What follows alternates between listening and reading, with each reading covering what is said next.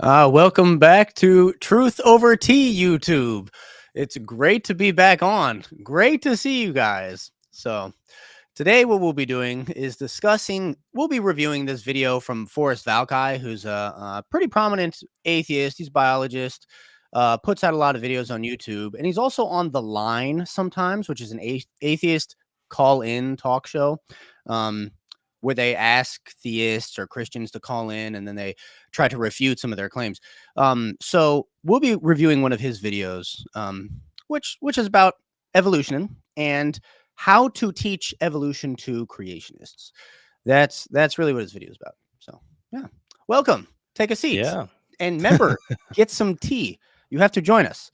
So I have today a strange combination. I have this is Earl Grey with chaga, which is a mushroom, and ashwagandha tea.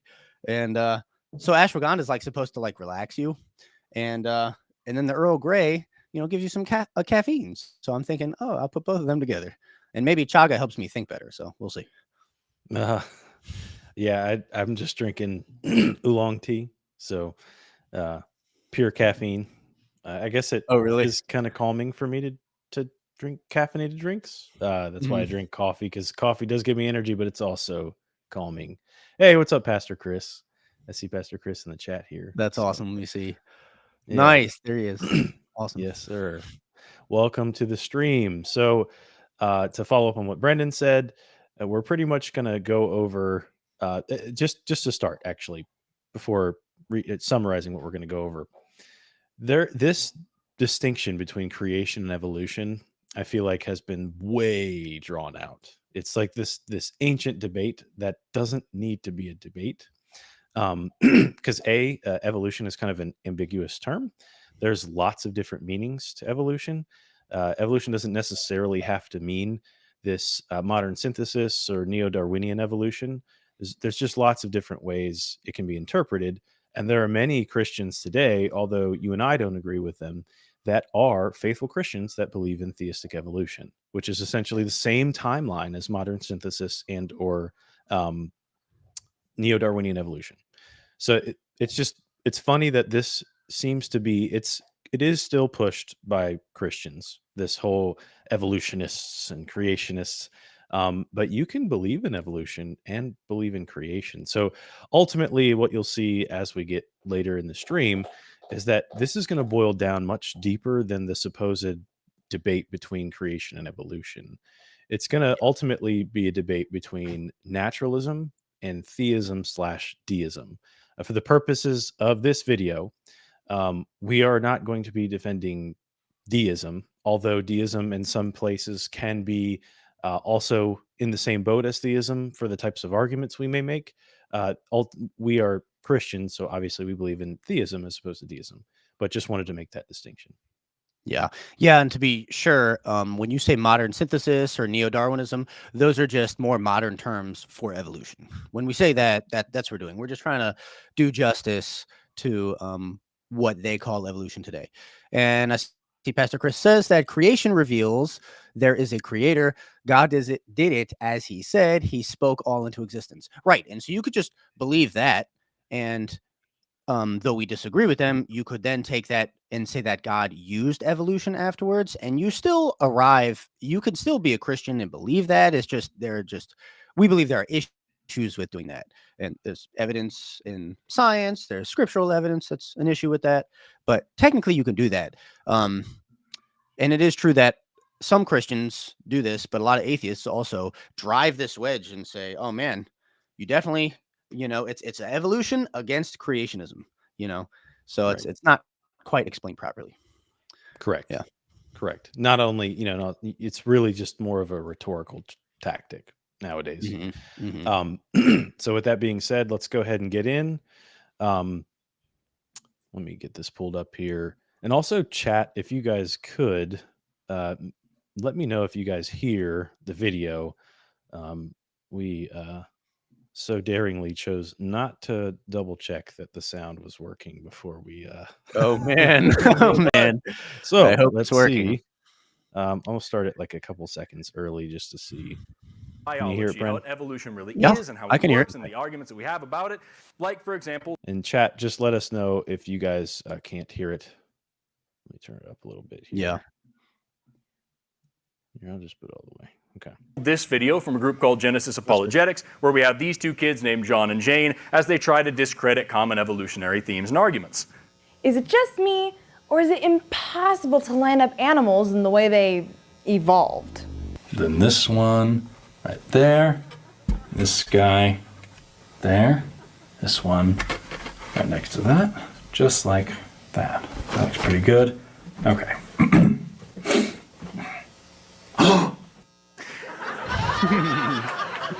I've been making this series on and off. Okay. Yeah. Yeah. Yeah. Yeah. Okay. So, and we could add a little context, but it's just he's lining up these skulls and he's saying, "Wow, creationists, look, we have direct evidence for evolution right here. All you need is to, show that fossils look similar." And it's the argument from homology to say, well, things have similar traits. Therefore, one evolved into the other. But you kind of see what I'm saying here, the way I say it, that doesn't necessarily follow. Just because things look similar doesn't mean one begat the other, right? If you think of a design example, there could be different cars from the same manufacturer that all look similar, that have similar characteristics, maybe from that specific designer. However, that doesn't mean one car. That's crazy, but that's the point. Just use common characteristics or whatever, But even more than that, he's acting like similarity in fossils necessitates that one thing evolved into the other. When even in evolution, they don't fully believe that. We've talked before, Adam, about convergent evolution. Yeah. You have a lot of animals that, although they look very, very similar, evolutionists think they don't have a common ancestor. They're not related in any way, or at least any local way, any close way. And a good example would be comparing all marsupial mammals with all placental mammals. So like a mouse. Hey, Bren. Yes. It sounds like your mic cut off. I thought I wasn't sure if it was my headphone or not, but the sound's just coming into the computer as opposed to your mic. Can you hear me now? No, I think your mic turned off. Either it was unplugged or it was like disconnected, and now the sound's coming in just from your computer as opposed to the mic. Oh, I see what's happening. Oh, give me a minute.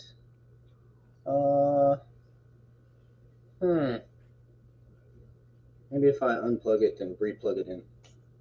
There's always some kind of technical difficulty. That's always something, Yeah. Okay. Yeah. Try to change the sound when you go to the sound selection. Make it come from your mic as opposed to.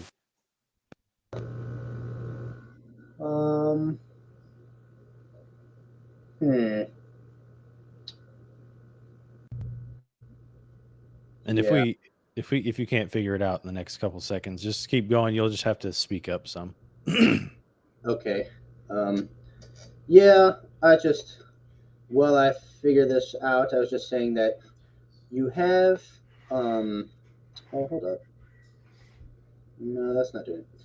Okay. You just have a lot of animals that look similar that evolutionists don't consider to actually be related.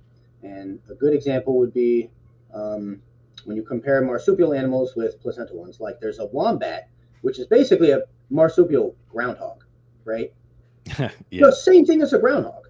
It's just it has a pouch on the outside, and its babies, after they're born, they go into the pouch for a while, and that's where they can be raised, until they're big enough to come out and not be on mom's milk anymore. Dang. Well, same thing happens with there's a wolf. There's it's now extinct, but the marsupial thylacine. Yeah. And it's a wolf, but it has a pouch. And because of that, they assume, even though it's similar in every other thing, it's not related to a regular wolf, right? So technically, just bringing fossils up like he did doesn't necessarily mean, even in evolution, that those creatures, one evolved into the other. It doesn't mean that, because you could put a thylacine skull right next to a wolf skull, and they would look incredibly similar. Yeah. So there you go.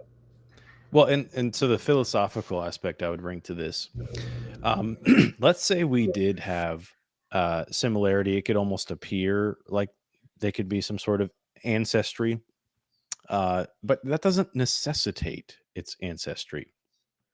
We always kind of assume that there's no way that, like, especially from the naturalist perspective, there's no creator, right? So that's kind of the go-to. That's the best option you have. Whereas under theism, under Christianity, we can say that we have a designer in, that's similar, right? We have the same designer. And so because of that, there's a similar design to each of the creation of God. And so that, of course, that's why we all are composed of cells. That's why we have many similar attributes of many different respects, even to humans and fish, right? There are going to be similar aspects because we have a common designer, right? And some Yeah. people say, well, you always say a common design. How do you know that? Well, we're going to use inference the same way you would use inference to develop something like Darwin's evolutionary theory. Yeah. Inductive reasoning and induction. So that there's no reason to immediately assume one way. We should weigh both aspects. And maybe so just something to think about. Yeah, that's a really good point, because nobody observed evolution happen.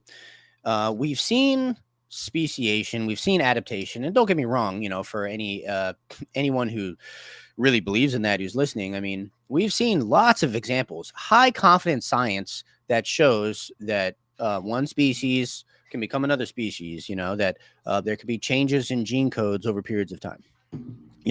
That's been proven, but nobody's ever seen the Australopith evolve into a hominid, so the big changes that we're looking for, no one has ever seen. In fact, creationists believe in speciation, and they needed big time to explain how animals from Noah's Ark developed into the animals today. Nobody has seen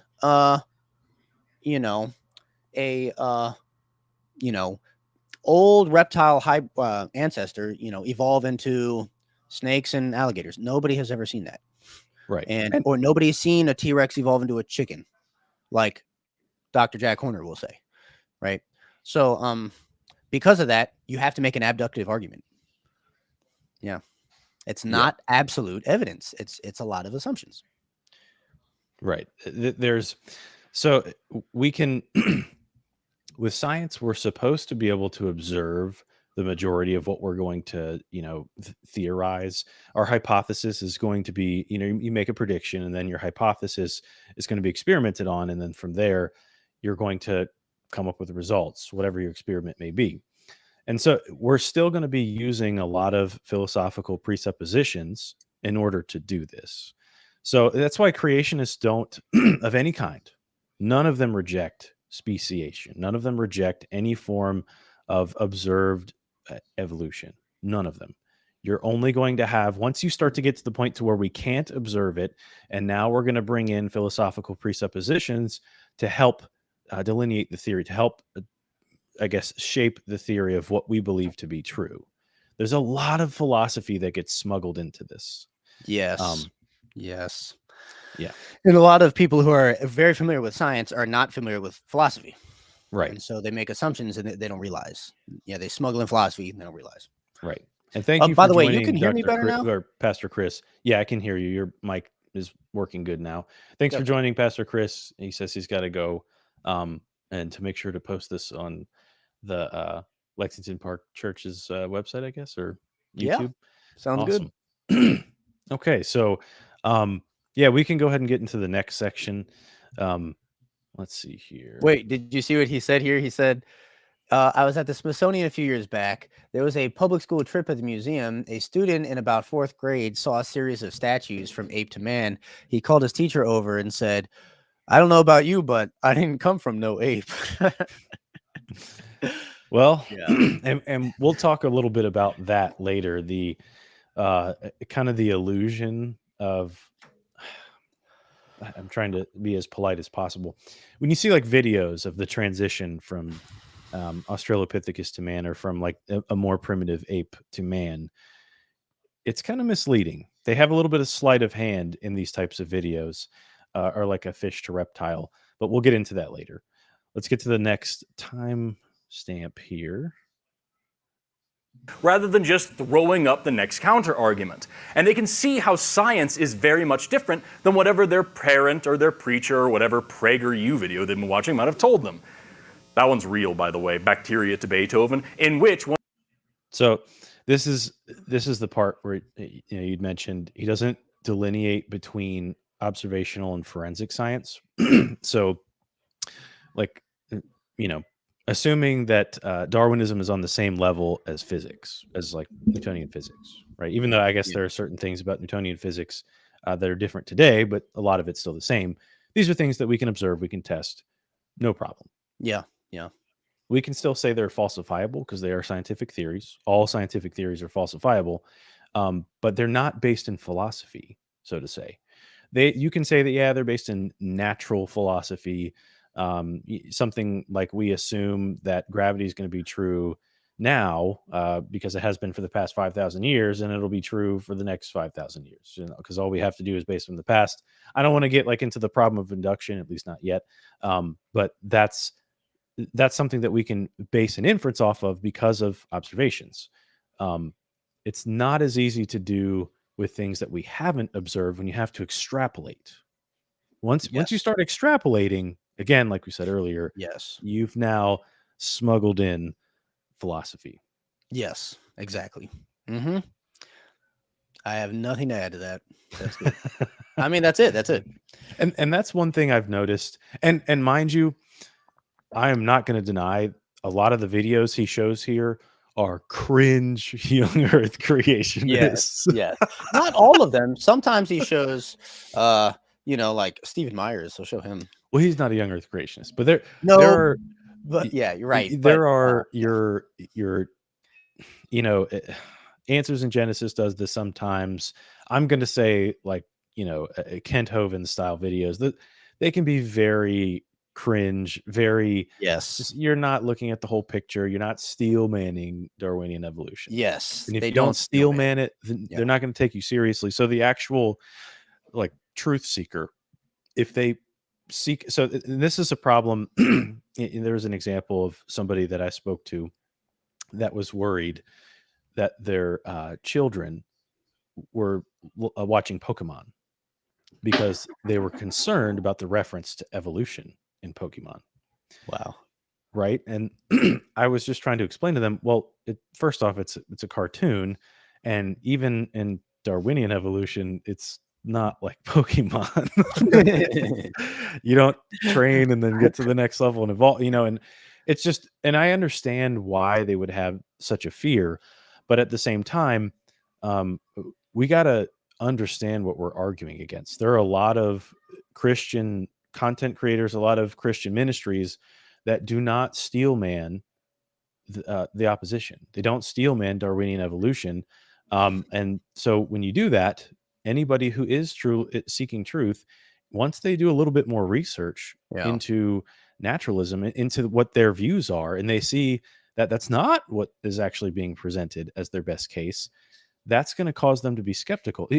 And we can probably talk about this later on in another live stream, but I'll briefly mention the recent video with Rhett and Alex O'Connor. I did not see that.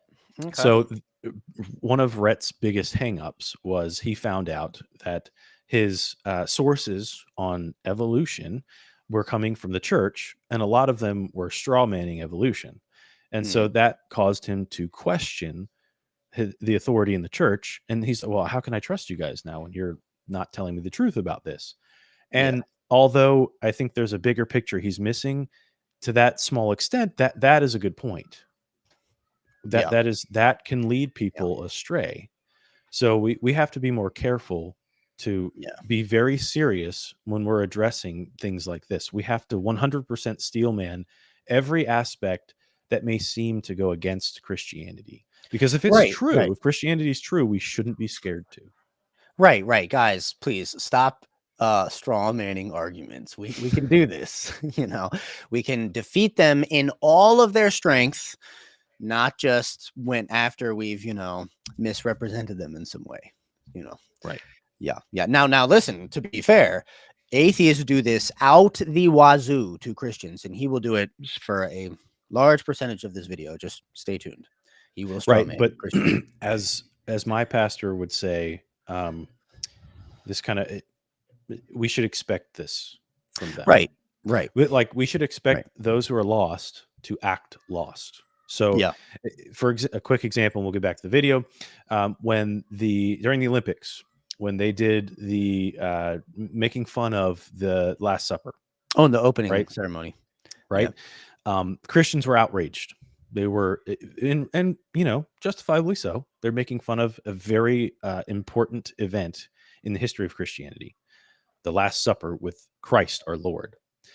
But people had way more outrage over that than they did over things like scandals with pastors where they were abusing children.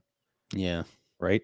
And so it just kind of goes, we should expect this from them. It's okay to be upset. And we should speak against it.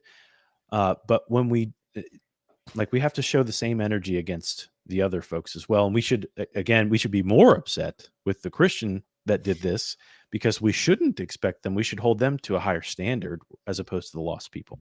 So just wanted to throw that out there. Well said. Oh, wait, we got Savage Man saying it's good that we're back. Hey, man, it's good to be here. And glad you joined us today. Yes, it's good to be back live. We'll be doing more live streams. I'm going to be doing a live stream Thursday, having a follow-up discussion with an atheist who was in my comments on the video that I just recently posted on my discussion with Matt Dillahunty. So make sure you guys tune into that and watch that video if you haven't already. But anyways, he says debate or he says discussion. That'll be kind of like a debate. That one isn't. Yeah, right. Just read the comments and you'll know. Yeah, it's not a formal debate, but I mean, we'll be having a discussion of disagreement, and we'll see how that goes. But anyways, let's get back to the video. So, in case you weren't aware, evolution is not the origin of life. Those are actually different things. But that doesn't stop creationist media like this from stretching the word evolution to mean the origin of life or anything else and everything else, like they do in this next clip where Rachel is meeting with her friend in the library who wants her to stop believing her professor. Just answer me this one question. Did God create this world, or did it come about through evolution, like Heyman says? Evan. Just answer the question, please. Neither! Because the planet Earth didn't evolve! And so in this one film, we go for evolution being an explanation for the diversity of life, to an explanation for the origin of life, to an explanation for the origin of the planet. And a lot of creationist media will take things even further back from that. Take a look at this last clip from a creationist show called... Okay, that was the timestamp there. Real quick before you get into it, cosmologists and theoretical physicists 100% assert models of cosmic evolution. So they believe that in a sense there was a cosmic evolution for the planet Earth to come about. So that's not true. Yeah, so technically, I mean, modern synthesis might not have under its umbrella planetary or stellar evolution, but they definitely believe in it. The philosophical thread that out of chaos comes order. I mean, that's the whole thing. That's the entire thing. Why? Because you have to explain all of the order that we have today, not through design. If you're going to do it in a naturalistic framework, you have to do that. And so, okay, maybe if we're just talking about biology, I understand that guy might have smuggled in some cosmology there, but he's hitting it philosophically. He's hitting it at the target. That is what you're saying. But let me say this, though, also, in addition to that, thank you for admitting that evolution and life's origins are technically two different things. That the biological one, I do appreciate that he said that, because then that kind of goes to what we were just saying earlier. It's like, well, that's why there are theistic evolutionists. They think God started the first life. Right. So it's, when you say that, you take away a lot of the naturalists' power of evolution to a degree. Because it doesn't explain abiogenesis, which is a fancy word just for the life coming from non-life. Life coming from life is the law of biogenesis. Right. So anyway, there you go. Yeah. Well, the delineation must be made, like you said, because ultimately now I do think it's kind of funny that this is kind of a defense mechanism, because you do want to ask, like I always try to ask those who believe in Darwinian evolution, how did the first cell or become not only a plant, like a herbivore, like a plant of some sort, and then that same ancestor became having the same ancestor also became something carnivorous. Yeah. Right. I guess there are carnivorous plants, but something that's not a plant, like something like a fish. So the fish and the plant have the same ancestor. Like what happened? I'm not sure. And I've seen some attempted explanations that I find really strange. Like basically their exposure to sun, and because of the exposure to the sun, it was able to adapt over a long period of time to become a plant, because plants can do photosynthesis and they can breathe in oxygen. They can survive on the sun. Sunlight is good for plants, better so than like fish or something else. Fish like sun, but not as much as a plant. Obviously, sunlight is good for plants. But that's always been strange to me. Something like that, and then other questions in that realm play right after that moment of abiogenesis, but you don't ever hear the atheist advocates that are, somebody like Forrest, who's a what does he call himself?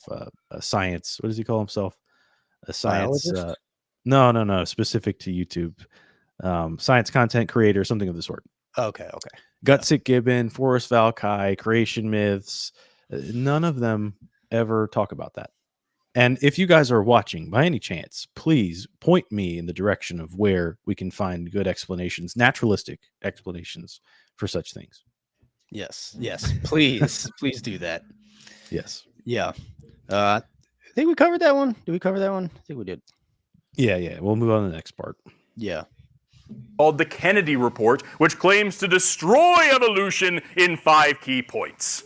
We're going to destroy evolution in 5 key points. What I just said. So number 1, the Big Bang. There's this idea that basically the universe popped out of nothing, and from there we have what they call the Big Bang. Now, you may not be aware, but let me be the first to tell you, the Big Bang and evolution are not synonymous terms. They're different things, and yet you would be shocked to hear just how many anti-evolution arguments start with complaints about the origin of life, the chemical evolution of organic compounds, the Big Bang itself, whatever. And this is a remarkably common theme, because if you don't know what evolution is, it's very easy to think that you've debunked it. So this is misconception number 1, that evolution is the explanation for life, the universe, and everything. If you're gonna teach evolution to a creationist, the first crucial step is understanding what evolution actually is. Memorize this definition. This is the textbook definition of evolution. It's any change in the heritable characteristics of a population over the course of multiple generations.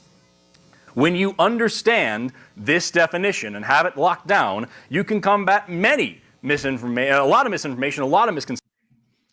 So does kind of touch on what we just talked about, but I have heard, you believe in a Big Bang. Like people say, you just believe in a Big Bang that caused everything in evolution. And I get it. As someone who spends a lot of time in the debate spaces on TikTok, you hear this a lot. And I'll admit, just like he said, it sounds like you don't know what evolution is. Yeah. Actually, we as Christians, especially those who use the Kalam, use the Big Bang as evidence that the universe had a beginning. I'll do that. I'll grant them. Like if you're talking to someone about the beginning of the universe and God existing and trying to convince them of that, you'll grant them, okay, maybe it's an old universe, okay, but you agree that it began at some point, and then boom, you have the Kalam argument, which is the Arabic word for eternity, and it's saying actual eternity couldn't have existed. We had to have begun at some point, and so some Christians like William Lane Craig will actually use the Big Bang theory. So I mean, when you just throw it out like that, it shows you might not know what's going on. Right.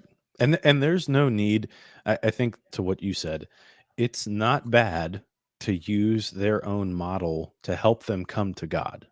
Yeah. Because Yeah. ultimately, salvation does not depend on how you interpret Genesis 1 and 2. It doesn't depend on that, and 3, I guess. No. But what it does depend on is if you're submitting to Christ and you accept the grace that Christ has offered us. That's ultimately what it depends on. But Amen.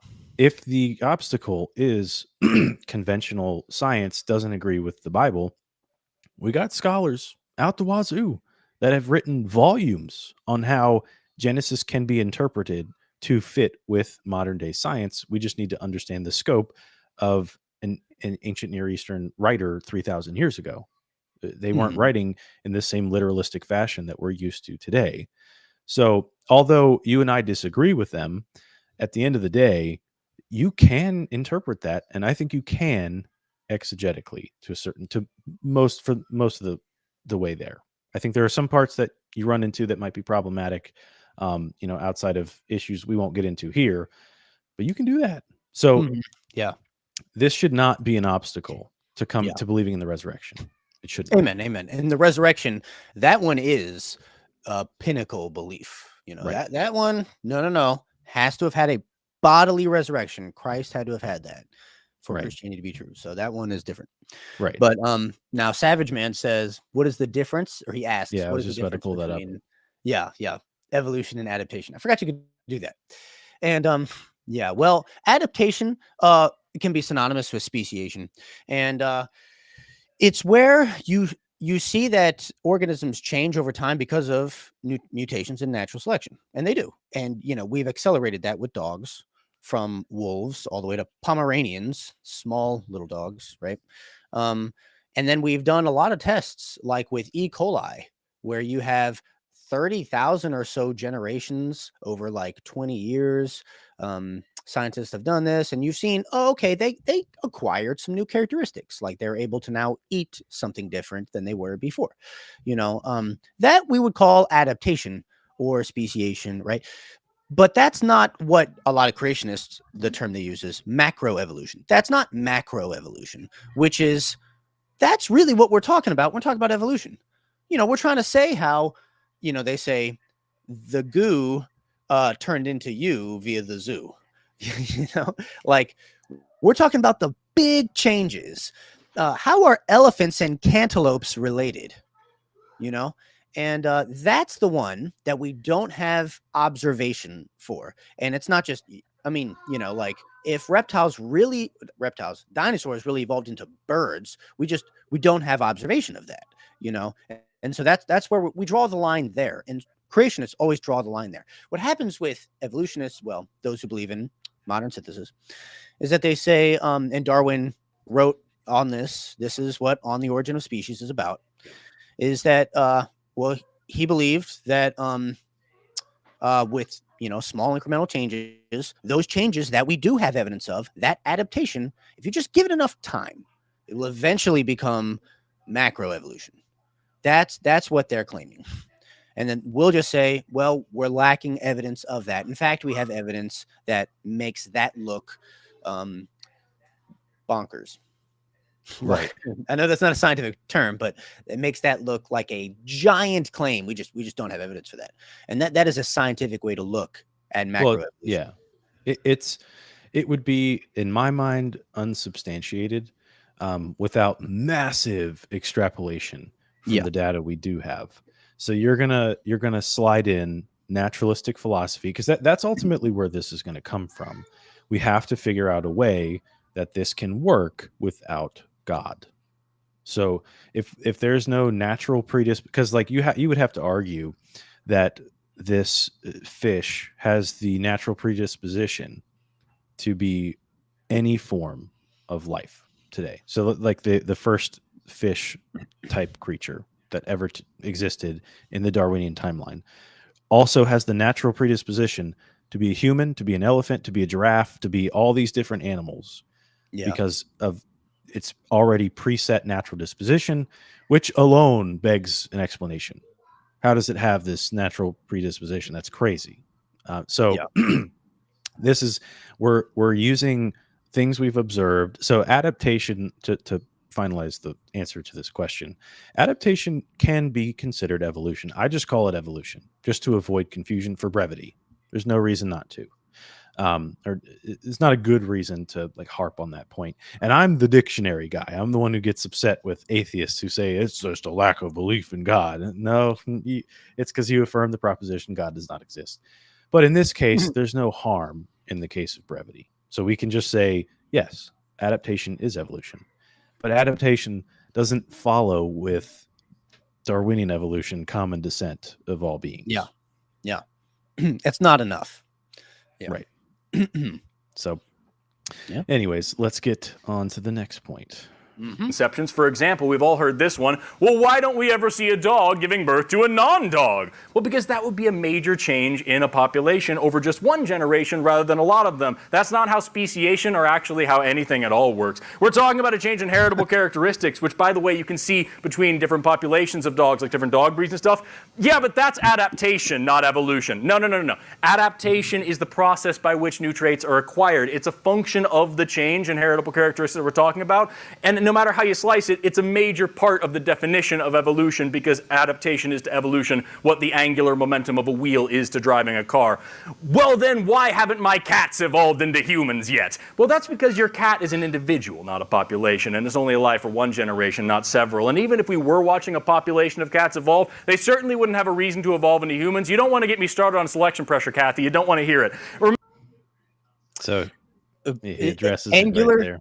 Yeah, angular momentum is not like adaptation to macroevolution. It's just not, because we can see angular momentum in a wheel and how that relates to the car moving. We can see that. We can observe it. We can stop the test, do it again 150 times if you want to.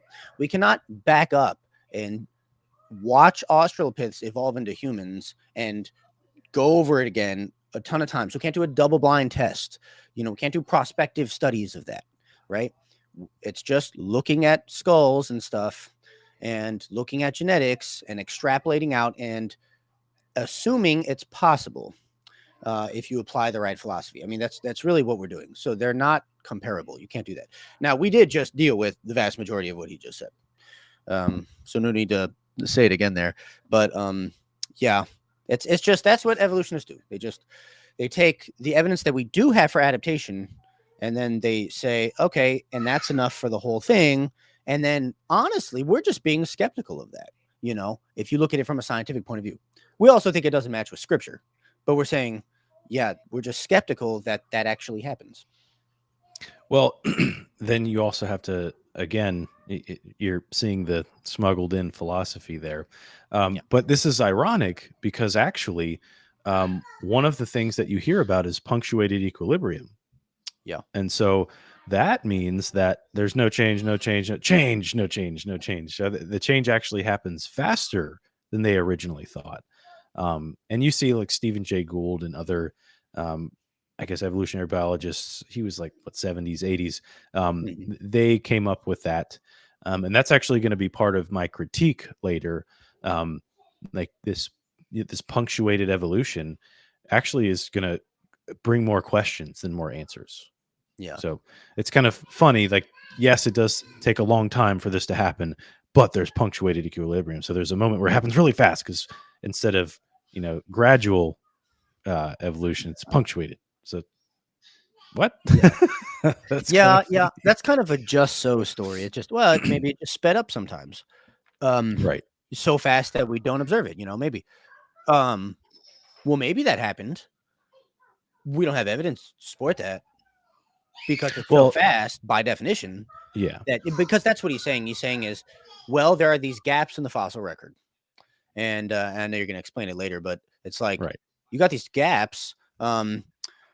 Maybe the reason these gaps exist is because animals, sped up the evolution during certain periods of time, maybe when the selection pressure was very intense, which means the environment around it was so harsh, it was forcing it to change or die very quickly. Maybe that was happening. And so the animals just changed quicker. And that's why we don't really have fossils to support the intermediate links between these two things. Like we don't have the, the intermediate very much between a T-Rex and a chicken. We just don't have that. Right. At least within that. We have gaps. And yeah, maybe it's sped up quick, but that seems like just a rescuing device to me. Well, and this is going to again be a potential solution, but this is more like, it seems to me this is more to kind of back up a philosophy than anything. Because I first heard about punctuated equilibrium because I asked about the gaps in the fossil record, and that was the explanation. And so what I think would be reasonable to, I guess, deduce from that would be, well, if that's the case, we should be able to see this in live time. We should be able to see this then. Yeah. Why Maybe can't it we see speeds up this? Why enough. can't we do this in the lab? We can artificially create different breeds of dogs, all sorts of different things, through a form of punctuated evolution, just artificially. Why can't we do it on a more grand scale? Why not? Yeah. So No, we no, already no. are bringing this in as an explanation. Yeah. Okay, so let's provide an example of said explanation. Yeah. No, that's it. I won't add any more. That's good. Okay. This next clip is really short. It's just him kind of Remember, evolution is not a ladder. It doesn't have a goal. There's nothing in that definition that I just gave you about becoming smarter, better, faster, stronger, more complex, or anything like that. It's just about change over time. Yeah, but the change you're... So yeah, that clip. I mean, I had a note on this one. I mean, if you want to comment on it, I mean, that's cool. I was just going to say natural selection and genetic mutation is, almost magical with what it is capable of doing. I mean, for one cell to become the, ancestor of all life on Earth, man, that's crazy. That to have no direction, no goal, no purpose, no teleology, like that's crazy. I've never seen something so powerful in nature. Yeah, right. That's funny. Yeah, you have design, and so you got to give power somewhere. That design is here. Universe is here. Either the universe is capable of just generating that much design from nothing, or God did it.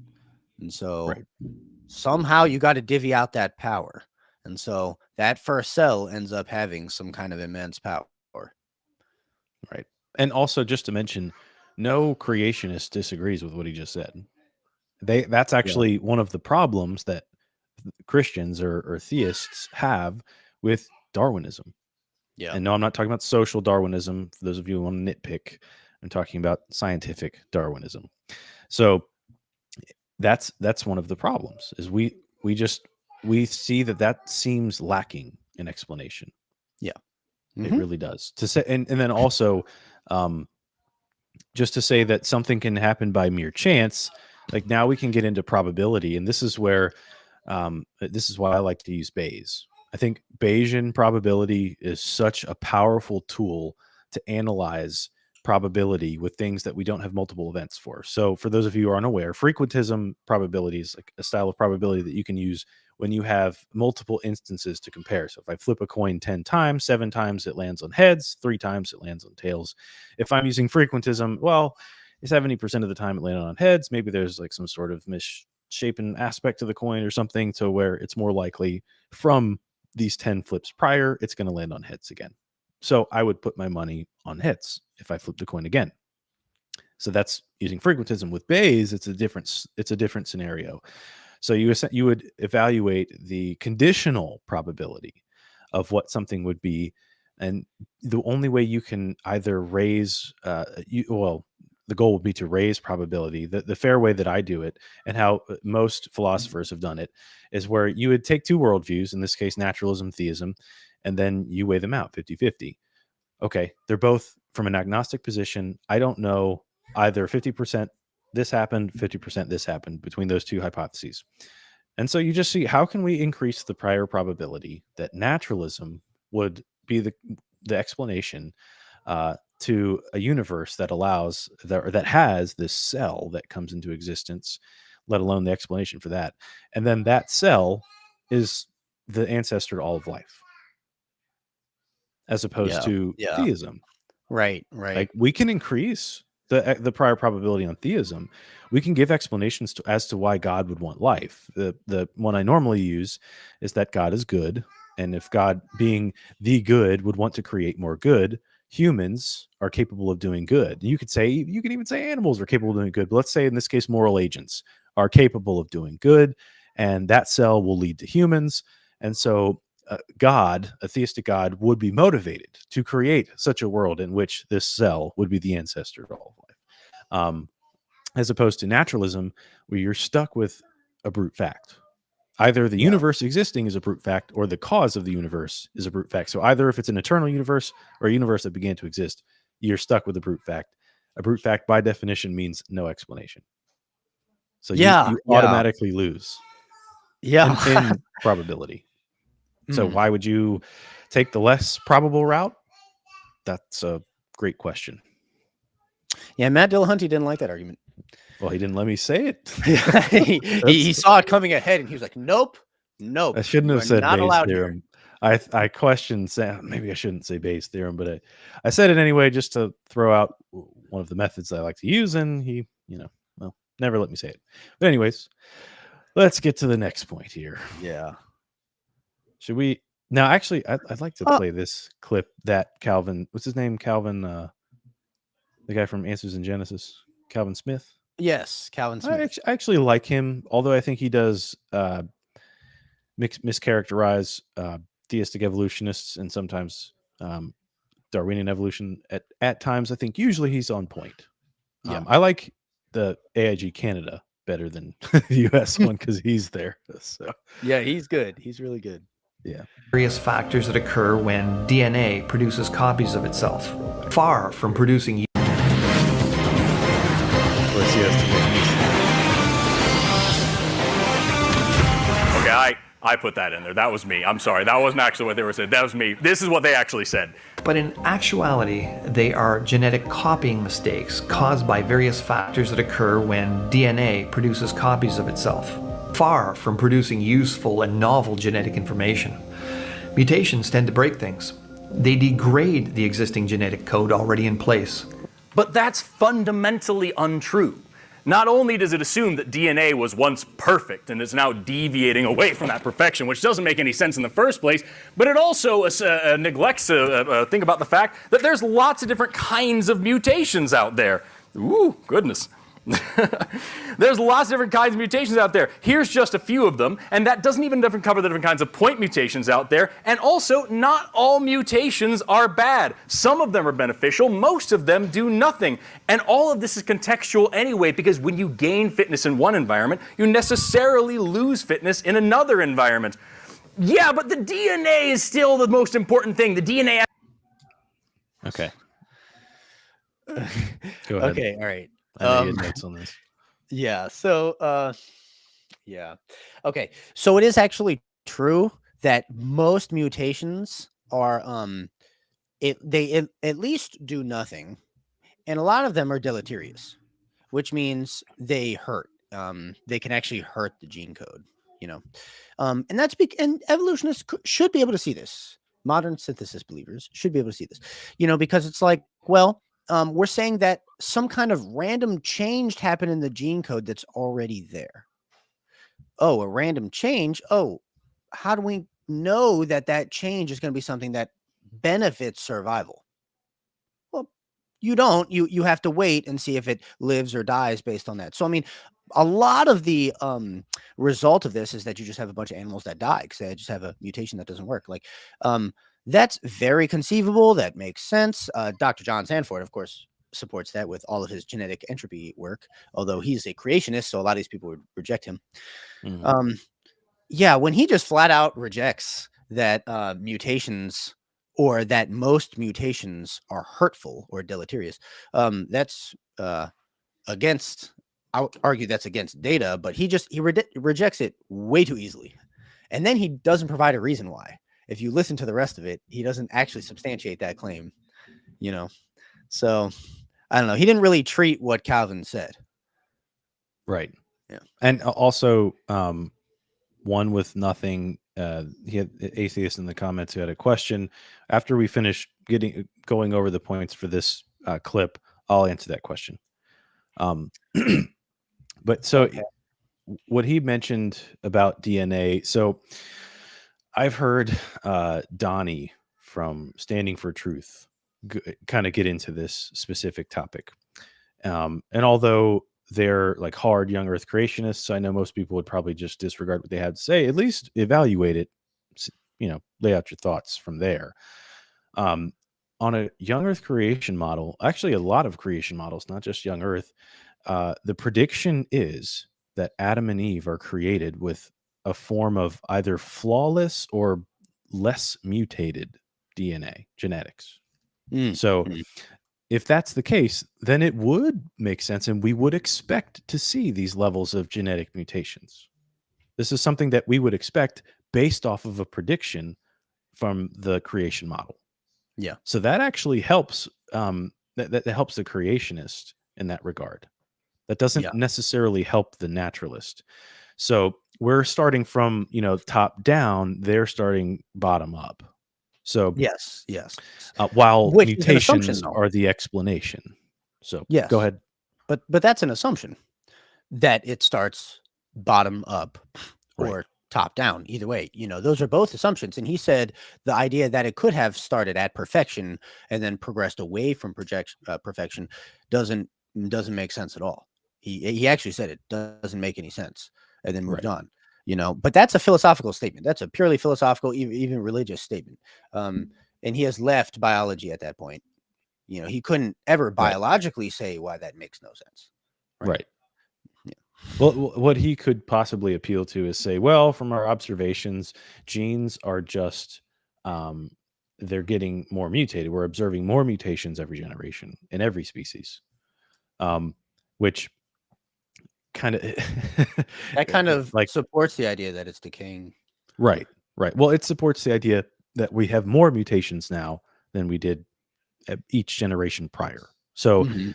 like, are we going back to a point of less mutations, or are we going back to a point of like to the sense of there was a non-mutated gene code of some sort, or I'm not even sure. I guess you're right. I don't know how they would explain that from like the single cell, the first cell. Like, did that have no genetic mutations? Um, I guess that's what they would say, but that would not be necessarily going bottom up. That'd be going top down also, just from a cell instead of humans and other No, already created animals. Hmm. Mm. I mean, I would think they would say that. Well, yeah, the first cell had to have a lot of mutations. Right. Well, that's how the change is going to happen. But too many of those makes it hard to survive, or the wrong ones, and the chance of you getting another cell again is just so. I don't know. Yeah, it Yeah. just seems that from a predictive, like the predictive power is actually in favor of the creationist, Yeah. because they would start with animals and then people that have either less or no mutations. Like, because if we take Genesis 1 even slightly literal, God, it seems that Adam and Eve were created to not die. They were Mhm. created to live. Perhaps the tree of life is their source of life, or they were just to eat of that to nourish them, but they were still living mutation free, for lack of a better term. It's just that type of prediction would be more expected on a creation model than on the Yeah. naturalist model. Yeah. So before we get into the next part, I wanted to pull up this question here because this is a good question. Atheist here, can you explain why God is not just a brute fact, or why we should put higher priors on the God hypothesis? So there are two ways that we can look at God. There are people like Richard Swinburne who would say, yes, God is a brute fact. I'm not sure that that's the right approach to go, though. Either way, we still have an explanation of the cause of a universe or the cause of life, right? We can still explain that. Yes, we can go, you could say higher priors on the God hypothesis, but ultimately for those questions, like why there would be life on Earth, why there would be life in the universe at all, or why there would be a cause to the universe, that's going to be better explained with theism under Bayes, as opposed to with like if you want to say is God a brute fact. I'm not sure that I agree with that. You could say that God exists by necessity, because that's one of his attributes is existence. And I would argue that existence is a great making property. Now, you could say as an atheist, well, why can't we just say the universe exists by necessity? Well, the problem with that, I would say, is going to be a mixture of scientific and philosophical. The universe, as we know it today, cannot be eternal. If it is eternal, we're going to have to invoke like a multiverse, a series of universes continuously starting other universes. Some other cause is going to get in the way, which would make this universe not exist by necessity. Definitionally, because then it's contingent upon something else. So that would be my 1 minute critique. I love talking about that kind of stuff, so I could go farther. But that's why that would be my answer to that in a brief nutshell. But that's a really good question. I do think that Swinburne has a somewhat of a battle to fight when he says that God is a brute fact. But good question. And then we have, let's see, Follow Atheism asked, why are you guys, well, he asked lots of questions, but we'll ask the last one here. Let's see here. And again, Follow Atheism, I would agree with you. The Bible seems to be clear. Adam and Eve weren't meant to expire, which was why like the punishment of eating the fruit was you're going to die. But anyways, the third question that you asked, why are you guys so desperate to sell your fairy tale to everybody? So let me just propose a quick reason why, and this would be a very modest reason. If you haven't heard of it before, you're going to hear it now. Pascal's wager. I think that, let's say, just in the most modest sense I can present this, if Christianity is false, then and atheism is true, we all die, we all have the same outcome, same result. We all become worm food. Whereas if Christianity is true and we become atheists, well, then there is going to be literally hell to pay. So the consequence is so much worse to be wrong about Christianity than it is about atheism. So to me, like just from a starting point, pragmatically, it makes sense for us as Christians to follow the commands of Christ and to try to spread the word, to try to spread the gospel in every aspect. So not today, we're not even really talking about the Bible here. We're really just talking about philosophical arguments and scientific arguments, defending creation of some sort and showing the flaws in naturalism. So that would be one big reason why we do what we do. Yeah, well said. I mean, you could just say it that way. And I mean, we actually believe that this will help people lead to eternal life. That's why we're trying to sell our fairy tale to people. Yeah, that's right. Yeah. All righty. Let's get to the next section here. All that matters is if you're able to reproduce more than other individuals in your population, in time, those heritable characteristics will become more abundant in that population. So that was the one section that kind of goes off of the prior section 6 that we had mentioned. Like ultimately this is, you're saying that there's no goal. No, like natural selection has no goal, but it does have a trend, for lack of a better term. And that's what survives, is basically what can breed regardless of the circumstances. Right. Mm-hmm, mm-hmm. Yeah. Yeah. Yeah. I don't know. That one was pretty short. Yeah. That was the one section that you had noted here. I wanted to make sure I covered. Yeah. Is there anything else you wanted to cover on that? No. I kind of want to move on to the next one. And I want you to answer what this the guy said in the comments there, but sure. Let's do that after a little bit more of this. Okay. And you're very welcome. One with nothing. Absolutely. Thanks for tuning in and thanks for the question.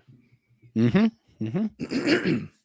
And just so you guys know, at the end, if you guys did have questions regarding to the stream or anything in regards to Christianity, theism, happy to answer them. We'll have a little bit of Q&A time after this. Yeah. Yep. And everyone is welcome in the chat and for questions. This is not just a Delphi meeting where we just talk to other Christians. Correct. Macroevolution is not. That is a huge one. Take a look at this clip again from that same Answers in Genesis video as they make this claim. Evolutionists like to refer to the sort of variation we see among individual kinds of animals as microevolution, implying that this is somehow related to the chance formation of fundamentally new animals by the supposedly existing but never observed process known as macroevolution. However, there is no demonstrable experiment relating so-called microevolution and macroevolution, which makes these terms highly misleading. There is no demonstrable experiment relating that man to his parents. There may be some phenotypic and maybe even genetic similarities, but no one has ever observed his parents having sex and producing him as a child, which means it's completely a matter of faith, whether you believe that he is actually produced by the person that he calls his mother, or if he emerged from her back with the rest of her brood like the mighty Suriname toad, wiggly and horrifying. Dude, so I don't, he's crazy. I don't know if he's joking there. If he's joking, all right, haha, because there's no way. I mean, we can observe though people being made that way. Right. In fact, there's a whole horrid industry online where people watch others make love, and it's horrible. Yeah, we've never seen, yeah, we've never seen families of animals become other families of animals. We've just never seen that, Right. He's like comparing apples and orangutans. So, well, this is ultimately just a form of gaslighting.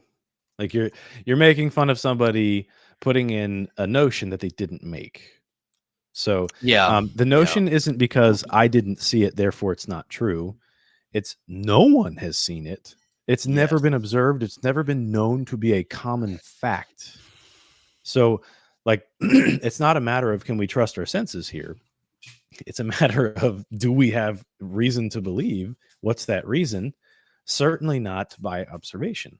It's going to be through extrapolation and philosophy. So, anyways, so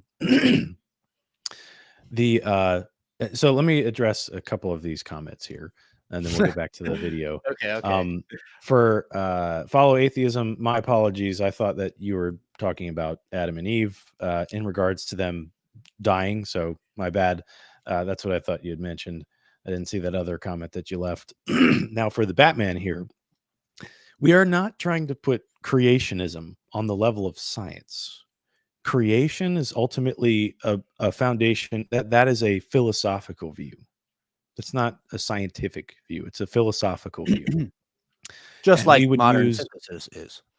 Right. It's the same as naturalism, as you're going to have philosophical underpinnings in naturalism like modern synthesis to support the naturalistic view. And so I would never say that creationism is a science. Like I said, it's a philosophy, and we would use science in order to make predictions to show that creationism is more likely to be true, that this philosophy is more has more explanatory power than naturalism does. Yes. That's the point here. Yeah. And then for one with nothing, really quick, Pascal's wager, I understand, is not necessarily convincing to atheists, so to say, but it is a good reason to spread the gospel. So that was, and it's a fast way to explain it too, without just saying because the Bible says so, although that is a good reason. Yeah, I mean, we could have another video on New Testament reliability and whatnot, but right. I mean, regardless, that is why we're inspired to make videos like this, is because, believe it or not, we're all going to die. Everyone is. So, well, let's investigate and see whether there is a supernatural realm, if there's life after death. Let's do that, because that should matter more than everything else, because we're all going to die. That's the one thing we know is going to happen.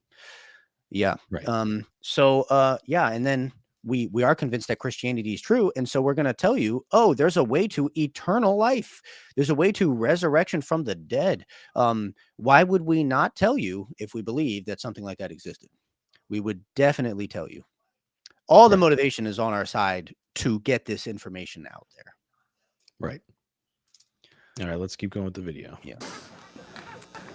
When we point to undeniable phenotypic changes within and across populations. Creationists will argue that changing phenotypes or even changing species isn't actually evolution, because evolution requires a change of so-called kinds.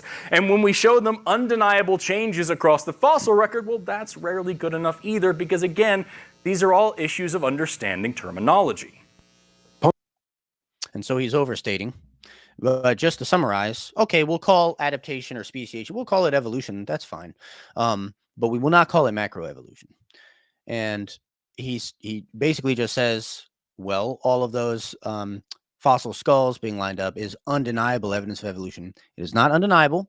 It's extremely low confidence science.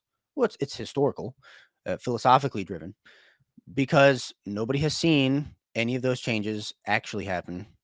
We're just looking at skulls and interpreting. Like I said before, if you take a fossil thylacine skull, which is a marsupial wolf, and you put it up next to a regular wolf, just like you could do with a lot of the marsupial placental comparisons, they're going to look the same. They're going to look incredibly similar. Would evolutionists say that one came from the other, or that one is linked? They have an ancestral connection there. No, they're not going to say that. They're going to say they only look similar because of convergence. Their environments were the same and brought about the same result. That's what they're going to say. And it's, yeah. So really, homology is not like some undeniable proof of common ancestry, of macroevolution. It's just not.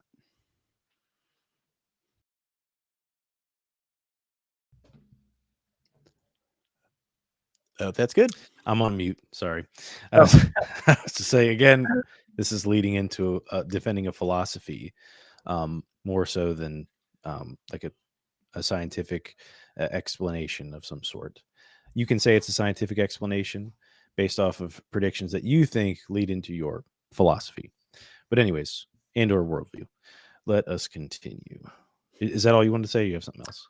Yeah, no, I'm just looking at some of the comments. We'll save that for later. Yeah. You're going to tell me you don't believe it. Another one that gets thrown at me from time to time, in fact, this one's probably my favorite, comes from the famous biologist Stephen Jay Gould, who says, the fossil record includes no transitional forms. Yikes. That's pretty damning. It's so damning, in fact, that we actually have to read the sentence before and after this one. In this case, it comes from a paper that Gould wrote back in 1981, and the whole thing is, it is infuriating to be quoted again and again by creationists, whether by design or stupidity, I don't know, as saying that the fossil record includes no transitional forms. Transitional forms are generally lacking at the species level, but they are abundant between larger groups. You know you got. All right, so we've skipped some sections. I see that in my notes here that I somehow have misplaced where he reviews On the Origin of Species. That would be an interesting one to go through. That's all right. We're already over an hour in. Yeah, so. we are. Yeah. Basically, what he's doing in this whole section here is he's saying, well, creationists will quote evolutionists and then try to say, and I'm just, using the shortcut term evolution here. They'll quote them and they'll take this quote out of context and then they'll say, oh, see, even they didn't believe. See? And you shouldn't either, right? And he says creationists do this in some unjust way. And here's an example. Although this one is a very bad example. And I think this is kind of interesting. I don't know why he would bring this up. So he says that creationists are saying that Stephen Jay Gould is affirming that there are huge gaps in the fossil record and that there's no explanation for that, right? Yeah. Now, Stephen Jay Gould did say that. Okay. But those creationists are definitely not referencing this quote, because what he says earlier is, oh, in order to answer those creationists when they say things like that, just read the quote, like the sentence beforehand and the sentence after. Once you get the context, you'll know how to disprove them. Those creationists are definitely not quoting this one. You know how we know that? Because he says it is infuriating to be quoted again and again by creationists. So we know the quoting actually happened before this. I don't know why Forrest used this one. I don't know. I don't know that maybe he didn't read that part. Well, I'm thinking probably Stephen Jay Gould wasn't thinking about the consequences of somebody of his stature saying something like that. And so then he now regrets saying that. But And you can say whether design or stupidity. Why did you say that? Yeah. What? Yeah. Why Yeah, did you that's say the thing. that? But then we'll continue with his quote here. He just reaffirms it again. Transitional Yes. forms are generally lacking at the species level, but they are abundant between larger groups. Well, hold up. That's the whole problem that the creationists see. They're lacking at the species level. They're lacking at the level that is the short enough time interval that we could see it happen. They're lacking at that level. Man, Right. if we just had some real finely fine granularity between a T-Rex and a chicken, maybe we would believe that T-Rexes evolved into chickens, right? And I'll use that example because that's what Jack Horner would say. PhD Jack Horner, Yeah. right? Wrote a book on it. Man, if only we had the species examples, maybe we'd believe it, right? Oh, they're not there, but there is fossil connection between the larger groups. Well, that's what we're saying.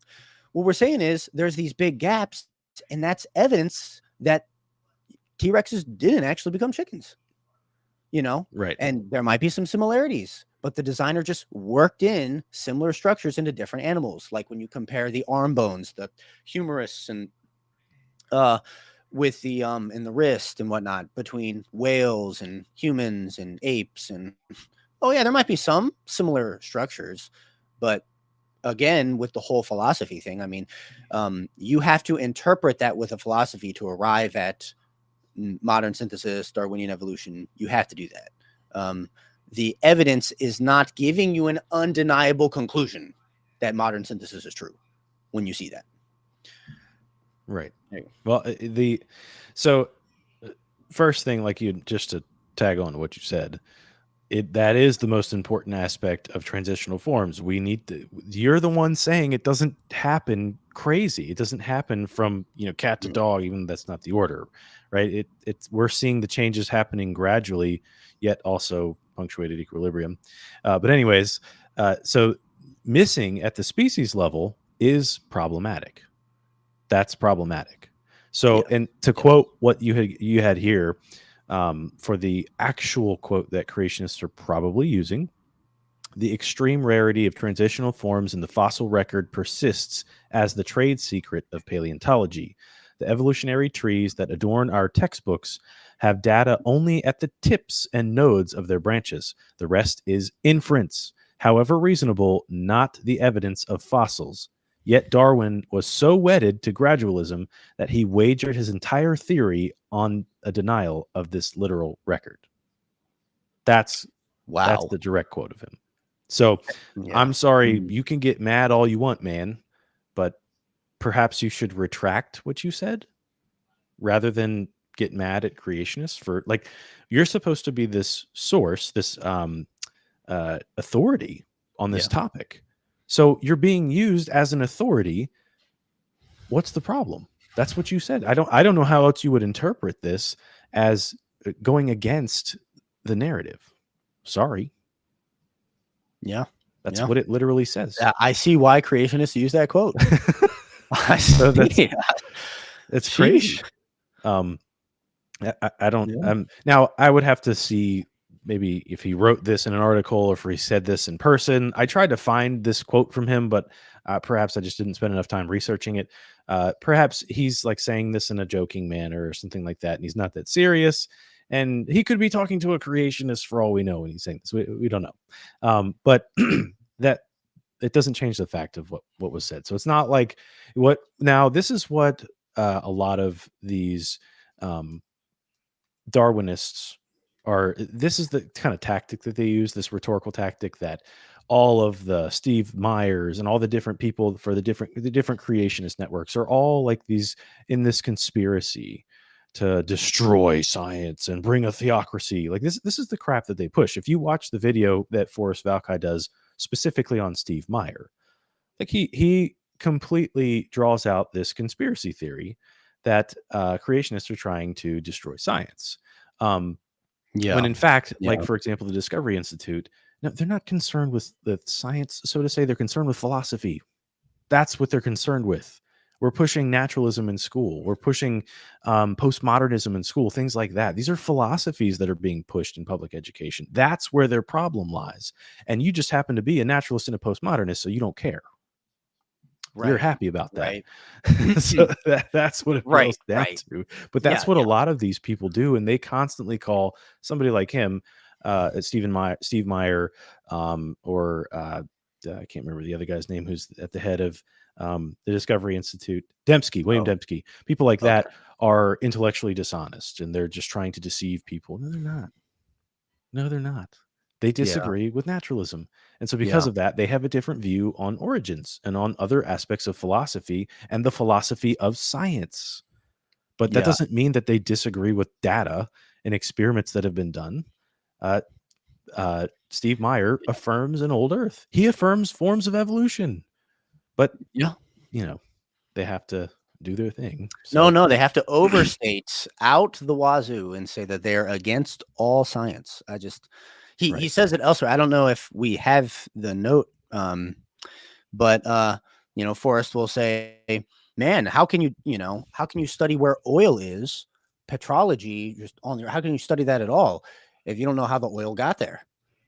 And he's trying to link, use evolution and connect it to all of science, like petrology, but also medicine and farming techniques and different species of, broccoli, cabbage, things like that, how they're related and stuff. And it's like, hold up, all of these, first of all, let's not commit the genetic fallacy and say that, because we believe a certain way about the origin of something, then we totally that matters.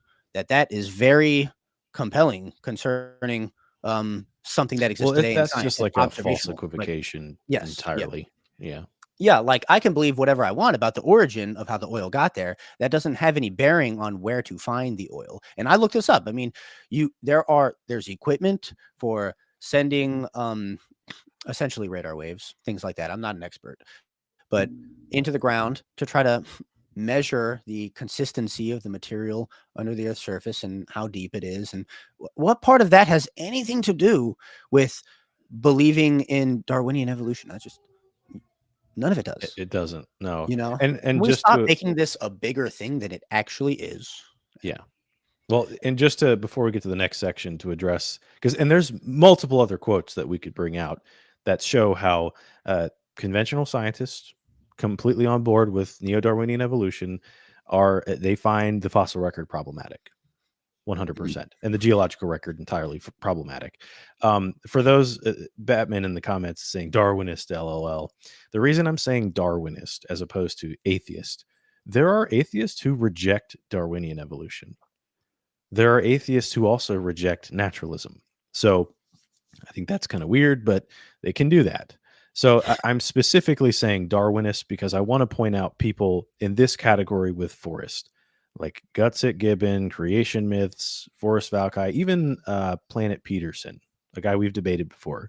He tends to follow along these similar types of lines. Folks that specifically are in this creation evolution battle, not people that are like philosophers in that regard. They don't get into this stuff. They're into other discussions.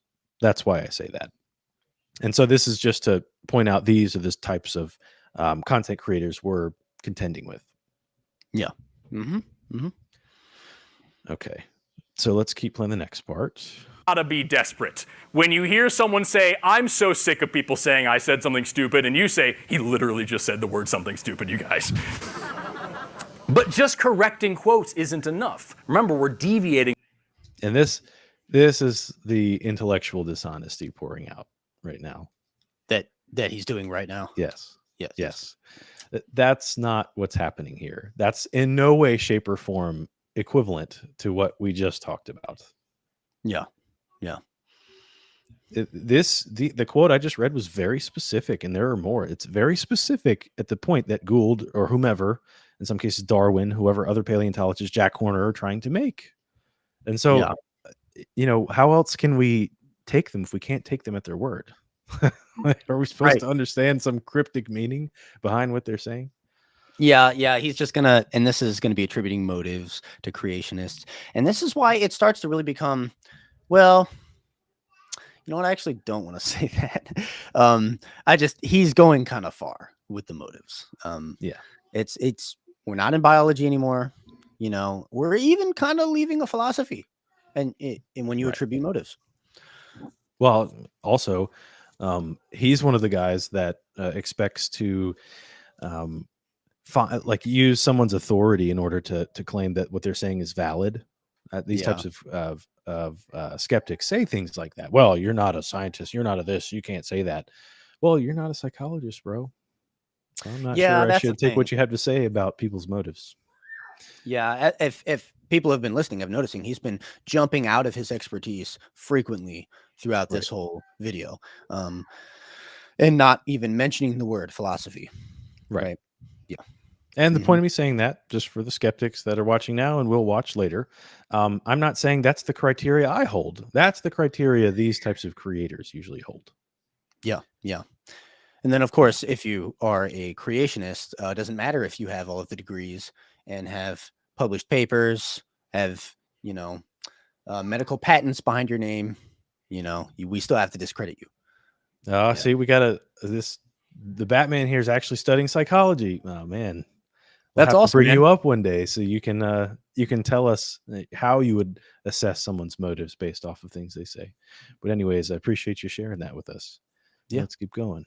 From dogma and dualism. What creationists don't understand is that we don't worship Darwin and Gould. When someone's mind has been chained by dogma, it can be very difficult for them to understand this part of science because they look to one book for all the answers. They assume that we do too.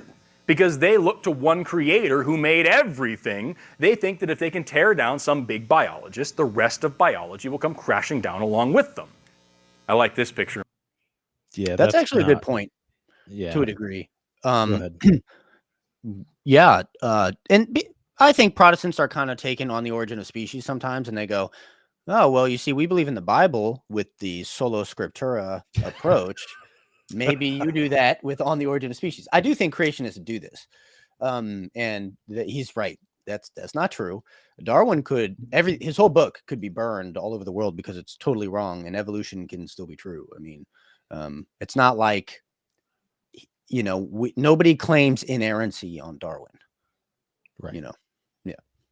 Well, and then also Ken Ham does this, and so do other Christians. But I can most recently think of an example where he was saying they worship time, or they worship Darwin, and this is just this is not a good way to refute. This is doing this type of rhetorical parody strategy that we would not want the creationist or the skeptic to do to us. So that's just not intellectually honest. I mean, right, especially right. from a scriptural standpoint. Yeah. Yes, they do have idols, but a lot of times from a scriptural standpoint, the problem with not all skeptics, but with some skepticism is the worship of themselves. So I don't like when Ken Ham does that. Again, assigning motives to people. You don't know the reasoning. If somebody looks at somebody as an authority because they think their information is reliable, it's possible that their information is reliable. And it's up to us to be intellectually honest about that. So I do. But that's the thing. I don't think that creationists are trying to take down biology. No, that's crazy. No, this is back to what you said earlier. If Darwinian evolution is false, that does not change biology. Yeah. The biology is a science. Darwinism is a philosophy. It's not the same thing. Anyways. Yes. No. Thank you. Yes. Thank you, One with Nothing.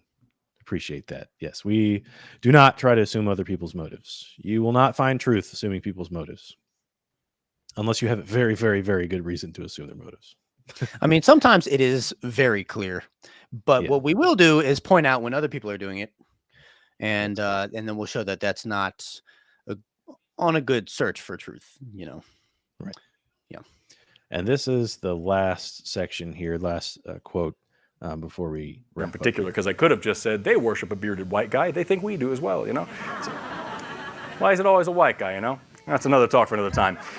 If you want to teach evolution to a creationist, it's crucial that you help them understand that even if Darwin renounced the religion of evolutionism on his deathbed, which is some crap that I hear from time to time too, that wouldn't change anything because we don't believe evolution because of our faith in Darwin. And that brings us to the second part here about dualism. X equals 0 is not the same thing as Y equals 1. Creationists assume that if they can debunk some small part of evolution, then the rest of the theory will fall apart and there will only be creationism left as the only logical alternative.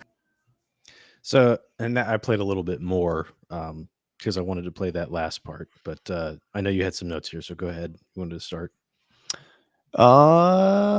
Which one? Oh, you talking? Okay, we can go there. When he mentions the white guy thing, why is it always a white guy? Yeah, and he's in this. I don't know. He's getting kind of into some wokeism here, which I think is funny. Why are we bringing that in?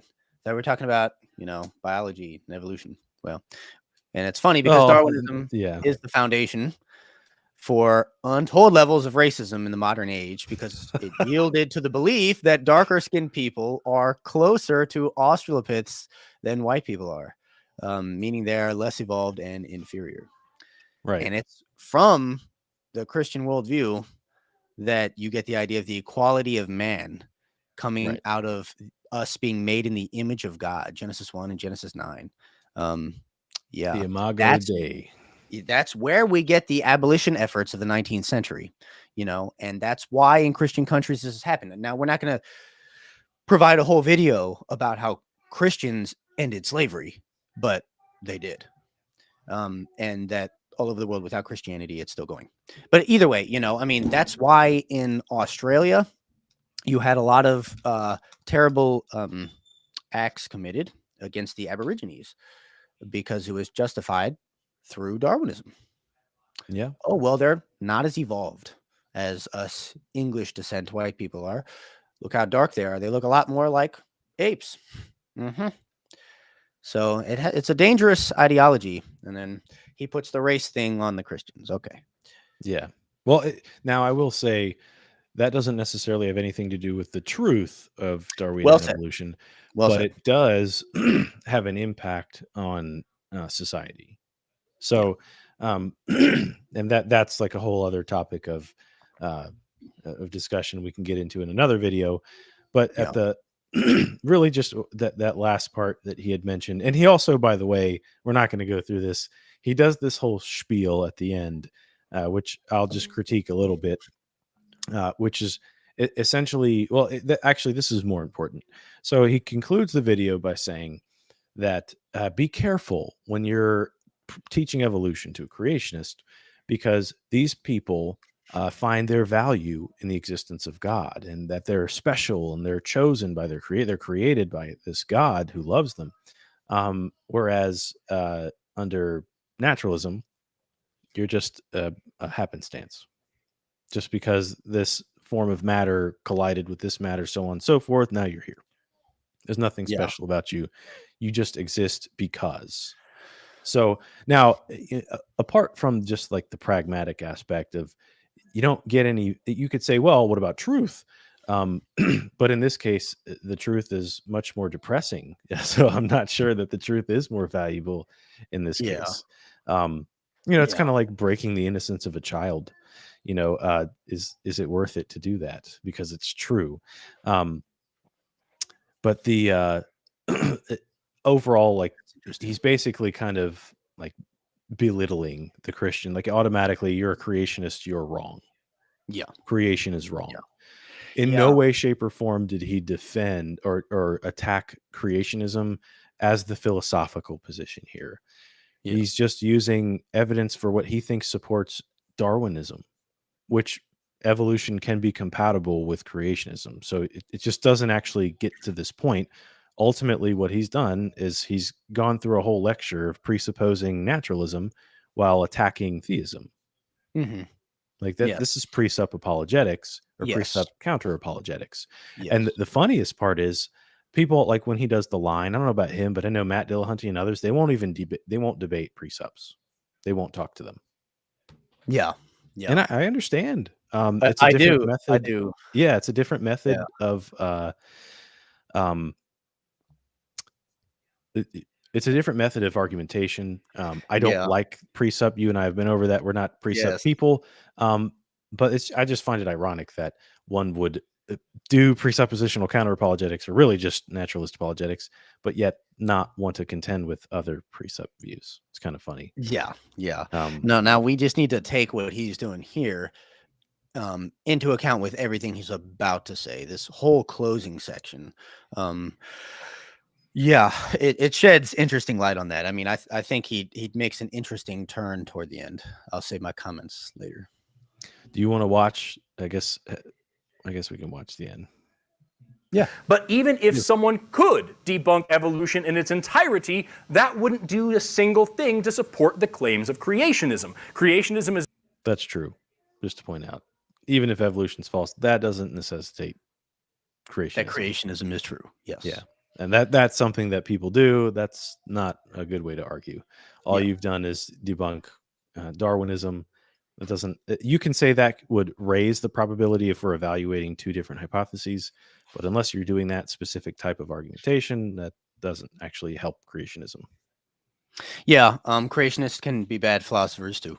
Yeah. is its own idea that needs its own claims backed up by its own evidence, and that is something that no creationist has ever provided, could ever provide, or will ever provide. Whatever you do, do not let them trap you into a strict dichotomy that either evolution or creation is completely and wholly true, because it's never just creation. It is their specific creation myth featuring their specific creator from their specific interpretation of their specific translation of their specific version of their specific holy book. None of which comes with any evidence of its own. It is always an anti-logic trap. That's so much to cover right there. You know, I mean, he's number one, not a historian, yet he's jumping into historicity of the Bible and translations, you know. So anyway, we don't really have time to go deeply into all of those things at once, but now he's just rapid firing all these problems with Christianity in general. Right. Which Darwinian evolution will do nothing if it's right to support what he just said. Right. This is, it's like he's changing subjects, but it does reveal what's really behind, maybe his motivation. Okay. You know what? I'm talking about motivation. I won't do that. It's behind maybe the heart of the video. I guess I'm talking about it a little bit just because we've kind of left strictly talking about biology and we've moved into a big war of worldviews. Right. Yeah. And we can safely say in an age of scientific enlightenment that there's nothing more scientific or scripturally correct than in the beginning, God created the heavens and the earth. Are we using the same definition of enlightenment? Are we using the same definition of scientific? No. Are you high? And with the last couple of minutes that I have, I'd like to give you one more tip about teaching evolution to creationists, and this one is a slightly more compassionate one. And that is to try your best to make it... What's up? No, let's just pay attention to this part. Yeah, Cue the music. This is what I was talking about, matter. Yeah. Try to remember that this person is coming from a point of view that the entire universe was custom made by hand with them in mind. And it can be pretty scary to step out of that comfort zone out here into the void with the rest of us. A person who's used to the idea of creationism can easily equate the feelings of freedom that I get from my nihilistic and mechanistic view of life on Earth with a feeling of hopelessness and despair. And it's up to us to help them see that there is beauty and wonderful purpose to be found in the book of nature if only you take the time to just go and look for it. I love learning and thinking about the natural processes of this universe. I'm constantly in awe and in reverence of them. I feel connected to everything in the universe when I think about stellar nucleosynthesis, creating the elements that make things like planets and water and dogs and cheese and people. I feel like I'm at a family reunion everywhere that I go when I think about evolution and ecology and how all of life is related and interconnected. And I feel like I'm so much bigger than I really am. When I think about the unbroken chain of matter and life going back millions and billions of years and all leading up to me. And I feel like I'm so much smaller than I really am. When I think about the unfathomable vastness of the cosmos all around me. And I feel like I'm the least important person in the universe when I think about how small and short and insignificant my existence on this planet really is. And yet I feel like I'm the most important person in the universe when I think about the billions of microorganisms that live on and in my body that depend on me for survival. And I feel motivated and energized when I think about how my life is draining away at every moment, and eventually I will die and there's nothing else and there's so much more that I want to do. And yet I feel so at peace when I think about the biogeochemical cycles that move the carbon, the nitrogen, the oxygen, the phosphorus, the water, and every other bit of every single living thing through every ecosystem across the entire planet, and that the atoms in my body are just borrowed from them, and that those cycles will continue long after I'm gone, and I will return to those things to be used by other organisms for eons to come. And I feel that I'm completely without purpose when I think about the timeline of evolution, all those species coming and going in the blink of an eye, and my own species just 200,000 years old. And yet I feel so full of purpose when I realize that by my very existence, I am a shaper of the story of humankind. My community relies on me exactly the way that I rely on them, and whether I want to be or not, I am a significant piece of the history of my species. When I think about science, the smallest things feel huge and the biggest things feel tiny. I feel so incredibly happy and sad and powerful and weak and elated and listless and emotional and overwhelmed and everything all at once, all the time. And the sum total of all of those feelings is just flippin' radical, dude. Every single child is born with the capacity for the kind of wonder that science provides, and a scientist is just a child that survived. And maybe, if I can pass on just a little bit of that excitement to a creationist, maybe it'll get through to them in a meaningful way. For every person out there, like the charlatans that I make videos about, there are a ton more people who are thinking the same things as them, but they don't know why. They don't understand science. They've never been allowed to learn the science. They don't know what science is or where it comes from. All they need is for someone to give them an out, to show them the truth in a way that isn't scary and isn't judgmental and doesn't leave them feeling abandoned. So to recap, if you want to help reach those people, if you want to teach a creationist about evolution, try these useful strategies. Correct common misconceptions, signal to other sciences, deviate from data and dogma and dualism, and make it matter. And when you put all those together, you get a super easy to remember acronym, KZM, which I want to stress is not a word, but it sounds like it could be, and that's what's important. Teaching evolution to creationists is an uphill battle that's been raging for hundreds of years. You're not going to win it overnight. But if you can win over just one person, you will be freeing that person from the shackles of dogmatic thinking, and you'll be protecting the future from a population that would burn the world around them out of ignorance and fear. And that is a very worthy endeavor. And with that, I'm Forrest Valkai. Thank you so much for enjoying my... All right. So we had to play the spiel, to be fair, because apparently it's Christians who will burn the world and destroy everything. They build hospitals, universities, abolish slavery, but they're going to burn the world, you know? Yeah. Yes. That's so like that to me, when I first heard this, the first word that came to my head was sermon. It was Protestant, mainline Protestant sermon with the music in the background to evoke the emotions. Yeah. I mean, that's what I heard, you know. And then he starts using words like purpose and beauty and feelings, all these feelings welling up within him. What you mean, the purpose found in a nihilistic and mechanistic universe? Now, he mentioned that it's nihilistic kind of in a sarcastic way. He but it actually happily is nihilistic. embraces nihilism. Okay, he does. Yeah. He openly Mhm. embraces nihilism. Right. So then he's openly contradicting himself. Right. Because Scientists where don't is make good purpose? philosophers. Okay, okay. Yeah, I guess not. Because and man, he takes the techniques that pastors use, and then he made a sermon to push atheism, and then he even had a little bit of like a gospel at the end. Man, if you could just encourage one creationist to believe the truth, come over to the right side, and then ultimately he's saying life will be better for him. It's wait, where's the motivation to ever convert someone? Convert is the right word here, to being a Darwinist or an atheist. Right. What's the motivation? Um, I mean, there's no benefit on the afterlife. If they're happy right now, why don't you just let them stay in their beliefs? There's no benefit. In Christianity, it's massive stakes. You if that person does not come to Christ, there's huge negative result.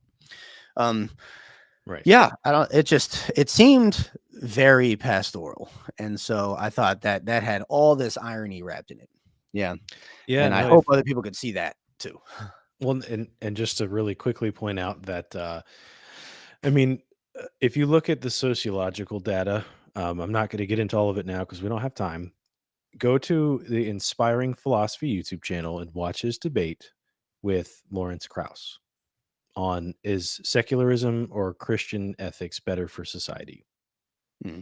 It's just the studies are unanimously conclusive. Intrinsic religiosity is far better for societies than secularism. Yeah. When it comes to birth rates, crime rates, charity, you name it, Yeah. across the board.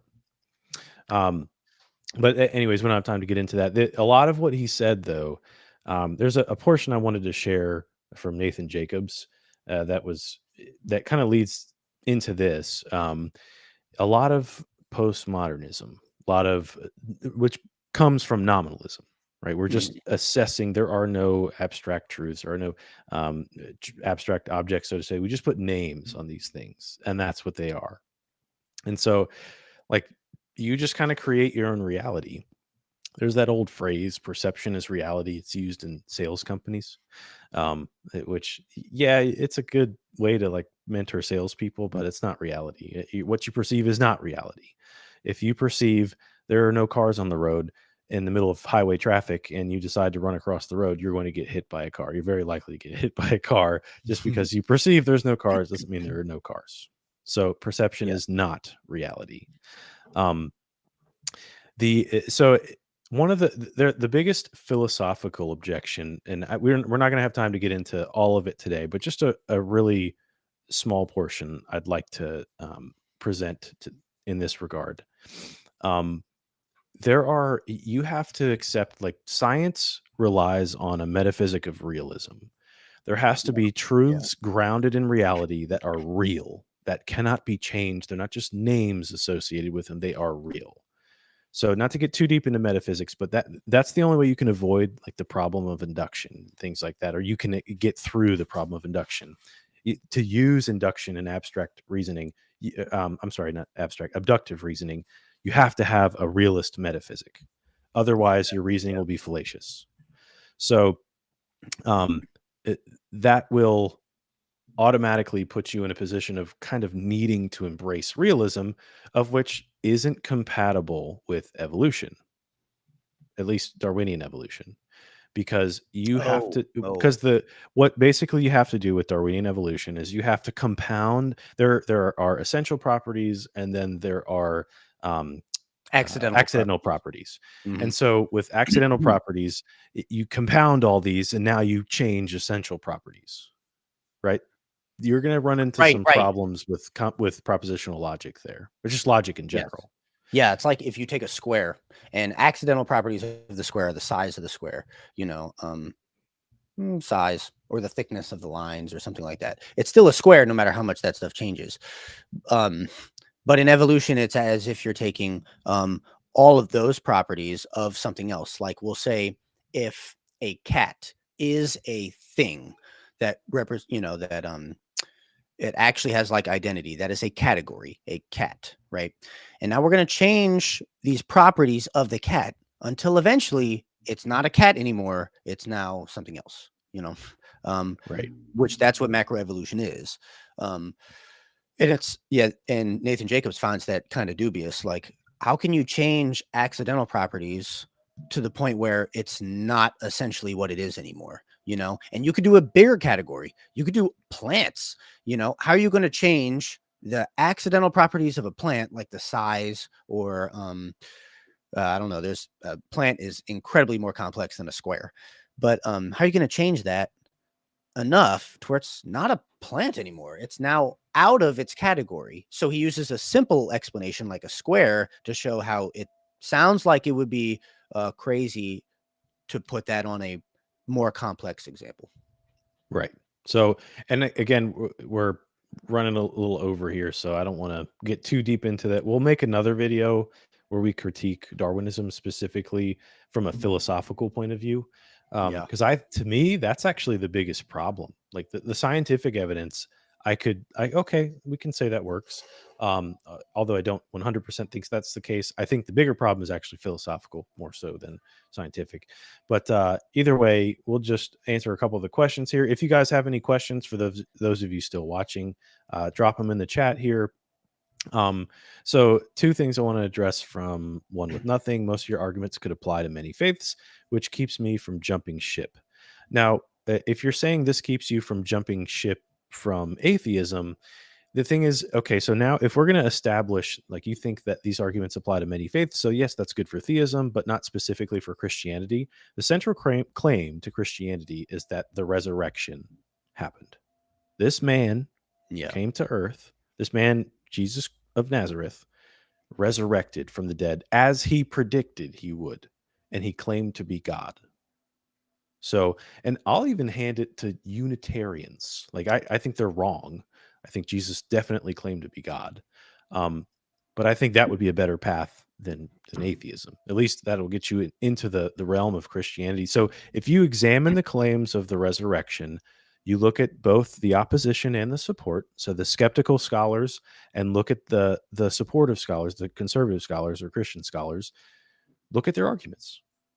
Look at how we do history, how we do historiography, how we do any sort of studies about the ancient Near East or just the ancient world in general, and say, is this document, the New Testament, reliable enough to believe the claims of the resurrection? I'm not even going to sit here and quote extra biblical sources. There are sources that help confirm the existence of Christ, the claims of a crucifixion, resurrection, but ultimately it's going to fall on what the claims in the four gospels are and what Paul says. That's what it's going to boil down to, and what Peter and James say. But the gospels are going to be the main thing to start with. Are these reliable ancient Greco-Roman biographies? Yeah. And if they are, then what they say can be trusted, particularly what they all say congruently, that this thing called the resurrection happened. Yeah. This video is not a necessarily Christian specific defense. It's just, Right. Creation, evolution, origins discussion.